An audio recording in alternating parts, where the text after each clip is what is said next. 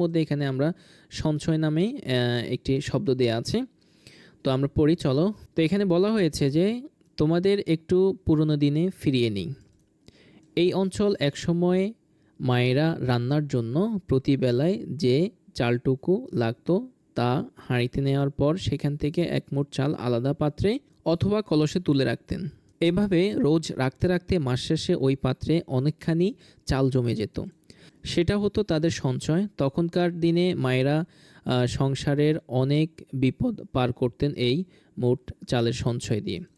সঞ্চয়ের কথা বলতে গেলে শুরুতেই আসে আয়ের কথা। মানুষ বিভিন্ন উপায়ে আয় করতে পারে, যেমন কোনো নির্দিষ্ট কাজের বিনিময়ে, পারিশ্রমিকের হিসেবে, ব্যবসায় বিনিয়োগের মাধ্যমে, কোনো পণ্য বা সেবা উৎপাদন করে ইত্যাদি। তোমরা কি আয় করো? কি মনে হয় তোমাদের? আচ্ছা, এরপরে হচ্ছে যে আমরা এখানে দেখতে পাচ্ছি যে একটি মাটির ব্যাংক দেয়া আছে। মাটির ব্যাংকের মধ্যে 10 টাকা রাখতেছে, সঞ্চয় করতেছে, এরকম একটি ছবি দেখতে পাচ্ছি আমরা।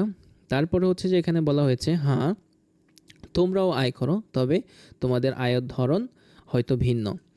এই যেমন ধরো তোমাদের বৃত্তি, উপবৃত্তির টাকা, টিফিনের টাকা, ঈদ পূজায় প্রাপ্ত সালামি, প্রণামীর টাকা, জন্মদিন বা বিভিন্ন অনুষ্ঠানে উপহার হিসেবে পাওয়া টাকা ইত্যাদি।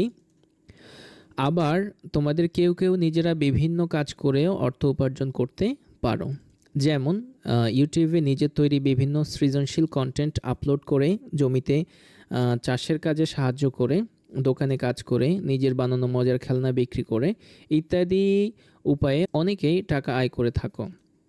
উপহার হিসাবে বা অন্য কোনো উপায়ে প্রাপ্ত অর্থ হয়তো তোমরা মনের সুখে খরচ বা ব্যয় করে ফেলো। কখনো মজার কোনো খাবার কিনে খাও, কখনো হয়তো খেলনা কিনে খরচ করো কিংবা বেড়াতে যাও। এতে তোমাদের হাতে আর কোনো টাকাই অবশিষ্ট থাকে না। যদি কোনো বিশেষ প্রয়োজনে তোমাদের কিছু কিনতে হয় তাহলে কি করবে বলো তো? আমাদের কিছু প্রয়োজন হলে আমরা সাধারণত মা বাবা কিংবা ভাই বোনের কাছে চেয়ে নিই। কিন্তু ধরো তোমার নিজের টাকা যদি কিছু টাকা গচ্ছিত থাকে, তাহলে তো তুমি ওই টাকা দিয়েই তোমার প্রয়োজনীয় জিনিসটা কিনতে পারতে, তাই না? তো মোটামুটি এটি ছিল আমাদের 61 পৃষ্ঠার আলোচনা।